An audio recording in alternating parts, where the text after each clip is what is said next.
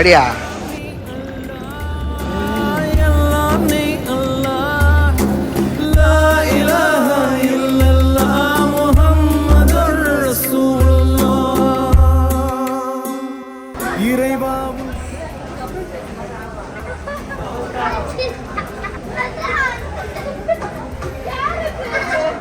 வெளிச்சம் ஒன்று வந்தே ஒளிர்கிறதே, நடுங்குகின்ற விரல்களை பிடித்து கருணையுடன் வெப்பத்தை கடத்து அடிமை. இருண்டு விட்ட வானத்தின் விட